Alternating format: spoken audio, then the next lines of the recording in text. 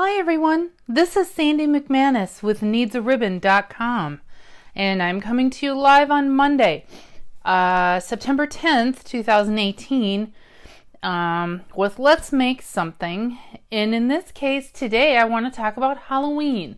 I realize it's only September 10th, but now is the time you need to start planning. See, I'm stumbling over my words because I haven't done a live in so long because, well, maybe I should talk about that. We got my son moved to college. We had state fair. We had a whole bunch of other stuff. And the light just went off in my office again. Oh, there it goes. We had a lot, family life, college life, and just kind of home life stuff kind of interrupted my schedule. So on that note, I actually recommend when you pop on to see me live to do the get notified when I go live button, which is like somewhere down in the lower right corner when you first see the live. And I highly recommend that. I do try and stick to my 5 o'clock on Mondays and Wednesdays schedule, but that's not to say that actually happens. That's still usually when I'll do them, but life happens like it has in the last 3 weeks. Oh my goodness. Yeah, there was a couple Mondays ago. I had, 5 appointments in 6, something like, I don't even remember. The day was just a snooze fest because it was so crazy. In one day, one got canceled. Yay. And, it was, and then Tuesday was kind of the same thing. And it just, life does happen. Like I said, I try and stick to a darn schedule, but, it's not always easy. And just give me a wave or something so I know that you're watching. Be sure and share this video if you find it useful. But let's get started. So I wanted to talk today, like I said, be sure and get notified when I go live because, like I said, I stick to the Monday, Wednesday at 5 schedule. But if for some reason I'm not going to be live that day, sometimes I do forget. I am human. I do forget to post on my page that I won't be live that day. So that way you will get notified when I am going to be live. So, it all works out. Facebook is great and is a pain for many reasons, but it does have some great tools. So what I wanted to talk about today is in the holiday catalog, which if you're a customer of mine that's purchased in the last year and a half, you should have received your catalog by now. If you would like a catalog from me, be sure and either send me a private message or notify me in some way and I will get your information. We'll get connected and I will get you one if you don't have one. If you haven't seen this fantastic holiday, fall, winter, seasonal catalog. But I'm going to focus today on pages 48 through 51. Am I on? Yeah, there I'm on. For the Toil and Trouble Suite, which is actually a lot of components. I am going to be demonstrating this in a couple weeks, in less than 2 weeks, at an extravaganza, which if you've gotten a Facebook event invite from me, great. Or if you've gotten an email, you should have gotten one or the other. If you haven't gotten one of those, then you need to somehow make sure that you are somehow a customer of mine so you can come to this great event. It is only open to my active customers. So with that in mind, page 48 to 51 of the catalog, the suite includes an awful lot of items. It just really, it's fantastic. It is the stamp set, Cauldron Bubble, that coordinates with the framelits. There's the Toil and Trouble Designer Series paper, which I have another pack that's gonna arrive tomorrow because I've used up a fair amount. We have the Witches page, and on the back side is some black cats.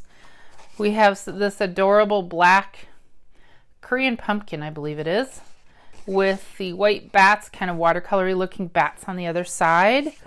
There's a whole page of this repeats down below, and as you can see, your framelit will cut out those two pieces. These are great strips for making things. And on the back we have this lovely neutral, oh phooey, granny apple green. It's kind of a watered down granny apple green and white dot paper. We have these lovely adorable ghosts on one page, and then the gorgeous grape stripe, and I believe that's Highland Heather. So, and the ghosts, some of them are, as you can see, they got a little bit of purple in them. They're so cute. They need a friend. More of that. More of this. This paper is worth going over and seeing it often. We have the hats, which the framelit will cut out all the hats except the ones on the edge. And I'm sure there's a creative way to even like use the ones on the edge so you get the most bang for your buck. And these adorable frogs, which I love the frogs.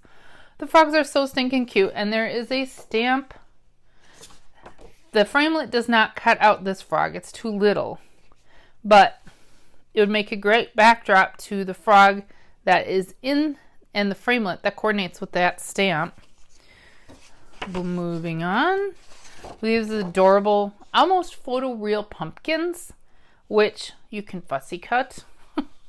We don't have a framelit for them, but they're pretty simple. They'd be pretty easy to fussy cut. Even I can handle that. And these adorable little brooms. You could use a section like this, or you could use them in a stripe. There's lots of ways you could use them. So there's that. They are too small to use the stamp and the framelit that coordinates with it. Have I got it all covered? Just making sure. Yes, I do. I covered all the paper. I'm not going to pull up my framelits right at this moment. Okay, so that's one component of the suite. I did not grab my black foil paper, but we have this beautiful black foil paper. And it's so shiny it almost makes like a mirror. We have some more Stampin' blends and light and dark version of the basic black and the Mango Melody. We have this organdy glitter ribbon, and even though it looks like it's, you know, you can use it either way, but the glitter really is mostly on the one side. But it doesn't, I mean, if you turned it, nobody's gonna, you know, they're not gonna be the wiser. So we have that in the suite. We have these guys. These little, there. And I'm not sure what they're made out of. I'm going to guess stainless steel. They feel like they're more substantial than aluminum. Oops. So we have these little, these little cute little spiders. We have the boxes, the baker's boxes, which are food safe. And this is just one page of this catalog. And these they go together very easy. Just because they're already scored. Food safe for your treats. Would fit a giant muffin, cupcake, piece of cake, fudge, candy, whatever your heart's desire. Caramel apple, maybe. So we have that. So that's everything on page 49. And of course I'm live at 5, so my cat has to chime in. We have the takeout treats. Stamp set. And that has a coordinating framelit that makes a, and I'll show you in a moment, but it makes tiny little takeout, like Chinese takeout food box with the tag, a heart, and a frog. Oh, and that's right. And there's other stuff on the other side. I always forget that. So, and that will cut out a layer for your takeout box. So we've got that. That's on page 50 of the holiday catalog. Here's my Calden framelits. We also have the Trick or Treat stamp set, which is just a stamp set, but dang, is it cute. So we have the dog, the elephant, the mummy cat, the Tweety bird, and some great sayings, and the tiny little plastic old-fashioned pumpkin treat box. Oh, that's so cute. That's on page 50. Page 51, we have the Spooky Sweets, which is the stamp set, and I'm off on the side looking. I put the punch away, but the punch, oh, that's the wrong stamp set. Burp. I grabbed the wrong one. Had the right one in my hand at one point. We have the Spooky Sweets stamp set. Spooky Sweets, Happy Halloween, no tricks, just treats. Great kind of spooky sky. Well, you could use that for a lot of things, but I think the idea is to make kind of that spooky looking sky, foggy sky. The moon punch in the main catalog, the annual catalog goes with that. We have a little star, which I'm sure some framelit somewhere cuts that out. If not, And then the bats, that coordinates with the stamp, and you need to, I believe, stamp the bats upside down. Matza! Cat's jumping on stuff. So that's it. Takes us to page 51. So on that note, I'm going to put aside my stuff. And hey, if anyone's joining me, or people... So I wanted to first show some cards that I've received in swaps that I'll give credit if I have credit to give. I did not make these. My upline Sue Lair made this one. And this is from the Spooky Sweets. And so she used our little scallop punch and the bats and that lovely Toil and Trouble Cauldron paper. We have another one which also uses the bats out of the black foil paper. And I think that's Sue also, if I'm not mistaken. And the witch hat that cuts out of the DSP. Adorable. We have this one, which is by Linda Larson.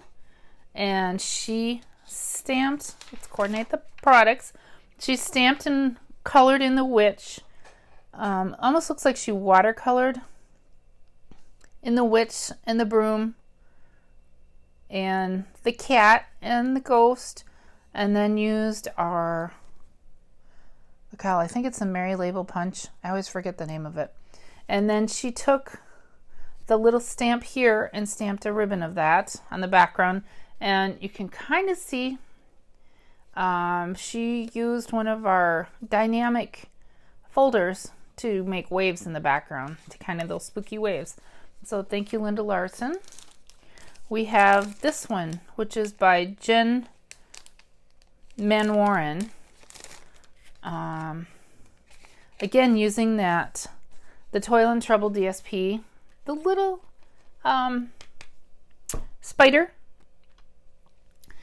the black organdy ribbon, and layering that up. And that's adorable. And I will be back crafting hopefully Wednesday. Here is another one. Sue Lair. She fussy cut out those witches, or somehow maybe she used a scan and cut. I'm not sure, but that is adorable. And used the corrugated dynamic folder that's also in this catalog in the Farmhouse Suite. It's the beginning of the catalog. And the organdy ribbon. Very cute. And this is Janelle's, I know. Pretty sure this is Janelle Heath swap. My little tags have fallen out. But she stamped on the green and the organdy. Very, very cute. You don't always have to color in your images. That's the thing. I think sometimes we all forget that. And this goes with the light bulb punch. And going back to page 51, the Spooky Treats. You can see the smoky background, and that goes with the light bulb punch. I don't have it. It's on a different page. And then the bats, no tricks, just treats. And that is by Leanne Furness. Very cute. I think this one is Beth. Yeah, I'm pretty sure this is Beth Tutzloff. Did this one, and she cut these out of the DSP using the framelits. And we're back to page 49 now. And the spider web that's in the framelits, and piece the DSP, very, very cute, and used these black gemstone things, self-adhesive gemstones. And then the other sample, Halloween sample that I got by Sue Runge, all the way in Iowa. And she used multiple sets, and this is how it all coordinates. The Trick or Treat, and she did some fun stuff with the background. I'm not entirely sure. She looks like she texturized the background with the texturizing folder that was new in the annual catalog, and then maybe Wink Costello did, and that's almost what it looks like. And then the black foil bats from the Spooky Treats. So we've got the Trick or Treat dog and the Spooky Treats and the ribbon, and then the paper that's from on page 50 of the Toil and Trouble. And this all coordinates. And what's even better is the fence from the Farmhouse Suite, which I don't have handy, also coordinates with all of this very well. They mentioned that on page 51, that this fence, and then they just kind of distressed it a little bit to put on that box. So I will give you a teaser of, my friend Jenny and I have made all the samples that are on these pages, believe it or not. So kind of bringing that catalog to life, and I'm only going to show you a few today. I will show you the Baker boxes. This is, and they have no treats in them yet. This is hold on. This is the Baker box on page 48. That one. We brought it to life.